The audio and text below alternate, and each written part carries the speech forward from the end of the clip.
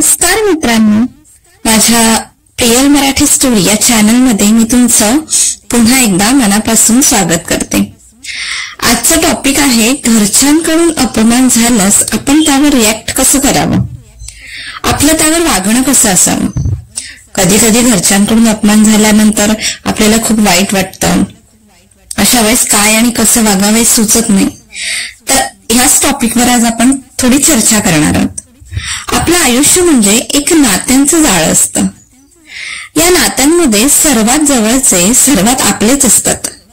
आपले घरचे आई वडील, भाऊ बहीण, नवरा बायको, मुलं, आजी आजोबा हेच लोक आपल्याला प्रेम, आधार आणि सुरक्षित ठेवत असतात. इथे आपल्याला कम्फर्ट वाटत असतो. पण कधी कधी ना घरातील लोकांकडून अपमान झाला तर दुर्लक्ष म्हणजे कधी कधी आपल्या लोकांकडून आपल्याला अपमान, दुर्लक्ष, कटू शब्द लागतात किंवा सहन करावे लागतात. अशा वेळी आपलं मन फार दुखतं ना. पण त्या क्षणी आपल्याला एक प्रश्न म्हणजे आपला एक प्रश्न कसा असावा की हेच आपल्या व्यक्तिमत्वाचं खरं मापन ठरतं. यावर आपण कसं रिएक्ट करतो. चला तर मग पाहूया की आपण स्वतःला त्यातून कसं सावरायचं असतं. प्रथम स्वतःला सावरायचं असतं. अपमान झाला ना की मनात राग, दुःख, संताप, अश्रू येणं हे साहजिकच आहे.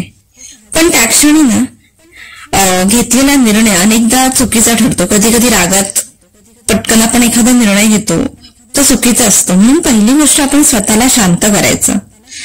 काही क्षण ना म्हणजे काहीही न बोलता फक्त खोल श्वास घ्यायचा. आपल्या मनातल्या भावनांना ओळखा, पण लगेचच त्यावर रिॲक्ट करू नका, व्यक्त होऊ नका. जसा पाऊस पडल्यावर ढग हळूहळू विरतात ना, तसंच मनातील रागही थोड्या वेळाने शांत होतो. म्हणून कुठल्याही गोष्टीवर पटकन रिॲक्ट होणं थोडं थांबवा. त्यानंतर कधी कधी म्हणजे असं घरच्यांकडून अपमान होणं हे आपल्याला द्वेष करत, म्हणजे खूप राग असतो मनामध्ये आणि त्यांच्याबद्दल आपण खूप द्वेष करत असतो. काही वेळा त्यांचा ताण, राग, तात्काळ परिस्थिती यामुळे ते कठोर बोलतात. त्यांच्यावर कधी कधी परिस्थिती वेगळी आली असते. उदाहरणार्थ वडील ऑफिसच्या ताणात असतात, आई दिवसभराच्या कामाने थकलेली असते आणि त्या क्षणी आपण एखादी चूक केलीच तर ते रागात आपल्याला काहीतरी बोलून जातात. म्हणून ह्या अशा अपमानाचा अर्थ नेहमीच वैयक्तिक म्हणजे घ्यायचा नसतो. कधी कधी अशा रागांवर म्हणजे थोडं नियंत्रण ठेवायचं असतं. त्या गोष्टी विसरायच्या असतात. परिस्थिती समजून घेणं महत्वाचं आहे. कधी कधी आपल्याच माणसांना आपण समजून घेणं गरजेचं असतं. आपल्या माणसांचं कुठल्या तरी स्ट्रेस, कुठल्या तरी टेन्शनमुळे ते आपल्याला बोलत असतात, पण ते थोडक्यापुरतच असतं. दुसरी गोष्ट म्हणजे शांततेत सामर्थ्य ठेवायचं असतं. कोणीतरी आपल्यावर अन्यायाने बोललं तरी लगेच कुठल्याच गोष्टी प्रत्युत्तर करायचं नाही. शांत राहणं म्हणजे एकदम असं कणखरपणा नसतो, तर ते परिपक्वतेचं लक्षण असतं. तुमचं मौन त्यांना विचार करायला भाग पाडतं. तुमचं शांत राहणं त्यांना विचार करायला भाग पाडतं. बऱ्याचदा आपल्या घरचे काही वेळानंतर जाणवतात की ते जरा जास्तच बोलले ना, त्यामुळे वाद वाढवण्यापेक्षा शांततेने त्यांना विचार करू द्या किंवा तेच आपोआप शांत होतील. म्हणून प्रत्येक वेळेस रिॲक्ट होणं किंवा प्रत्येक वेळेस प्रत्युत्तर करणं चुकीचं आहे. अशा वेळेस आपण स्वतःचा सन्मान राखणं सुद्धा गरजेचं आहे.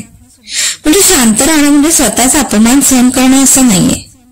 जेव्हा तुम्हाला सतत कमी लेखलं जातं, एखाद्याबद्दल टोमणे मारले जातात किंवा दुर्लक्ष केलं जातं तुम्हाला, तेव्हा स्वतःच्या सन्मानासाठी एक सीमारेषा आखणं गरजेचं आहे. असं जेव्हा आपल्या समोर एखादी व्यक्ती अतिशय लाऊड आवाजामध्ये बोलत असेल तर माझ्याशी अशा स्वरूपात बोलू नका, अशा आवाजात बोलू नका, मला वाईट वाटतं असं स्पष्टपणे त्यांना सांगू शकता, नम्रपणे सांगू शकता. स्वतःचा सन्मान राखणे स्वाभिमानाचं प्रतीक आहेच. जो स्वतःचा आदर करतो त्याच्याकडे जगही आदरानेच पाहत असतं. कधी कधी तुम्ही स्वतःच्या चुका सुद्धा मान्य करायला शिका. कधी कधी अपमानामागे आपली सुद्धा कुठेतरी चूक असू शकते ना. एखादा चुकीचा निर्णय, जबाबदारीत झालेला हलगर्जीपणा किंवा दुर्लक्ष, अशा वेळी मनात दगड ठेवून आपली चूक मान्य करा.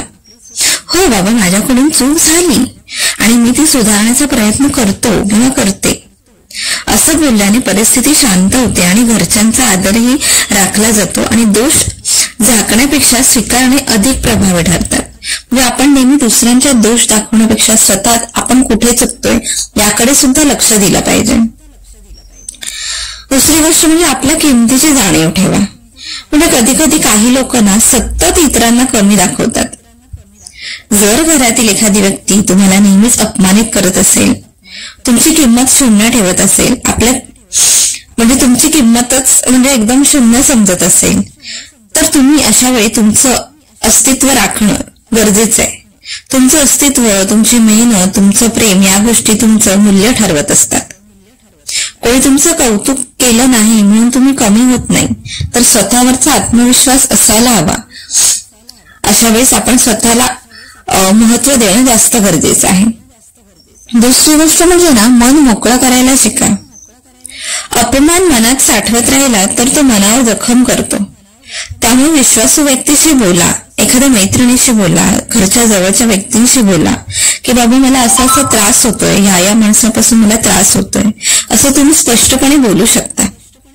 मित्र, गुरु किंवा आपल्या आई वडिलांपैकी कोणाशी तरी मन नक्कीच मोकळं करा.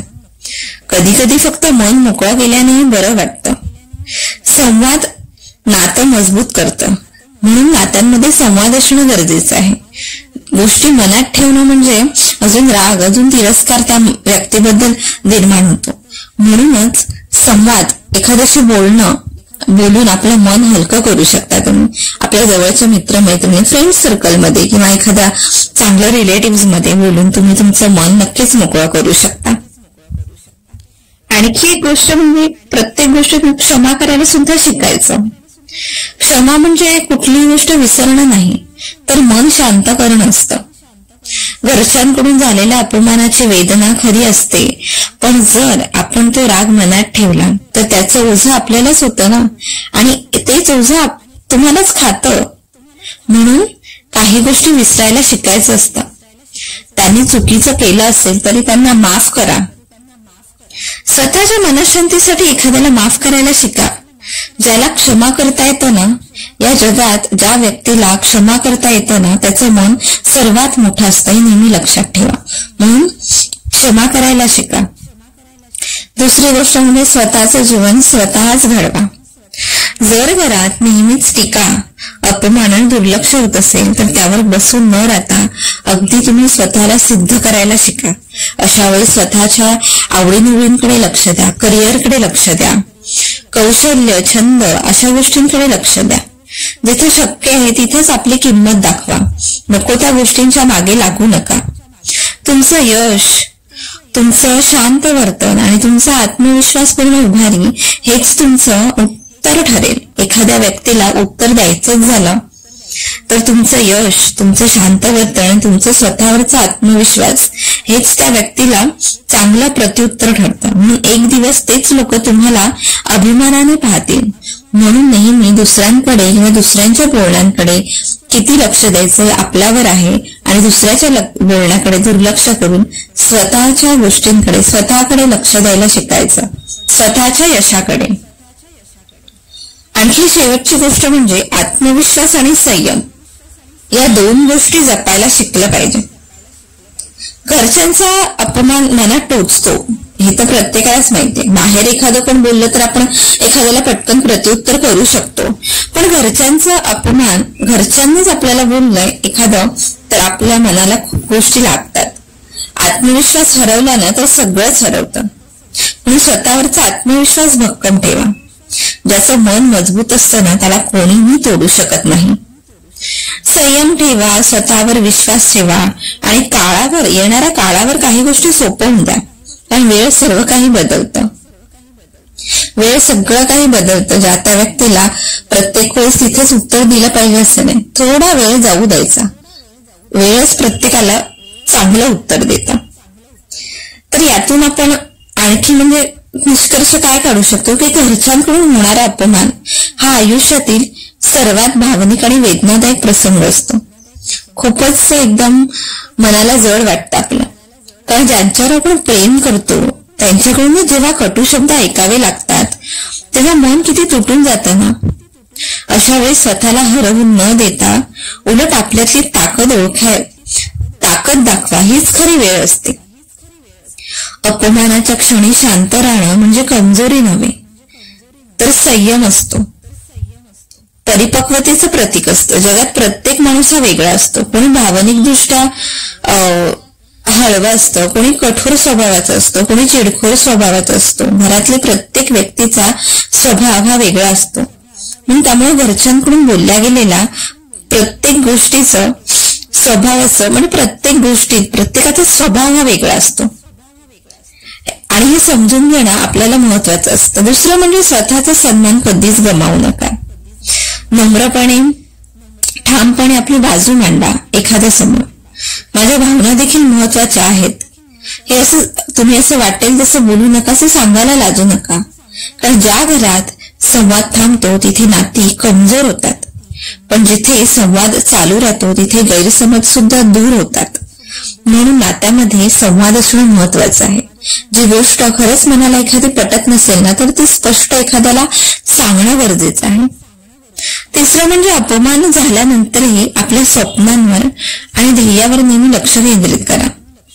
कारण राग, दुःख, अपमान या नकारात्मक भावनांना तुम्ही जितकं जास्त लक्ष द्याल ना तितकं ते तुमच्या शक्तीत रूपांतर करता आणि आणखी म्हणजे स्वतःला सिद्ध करा, आत्मविश्वास वाढवा.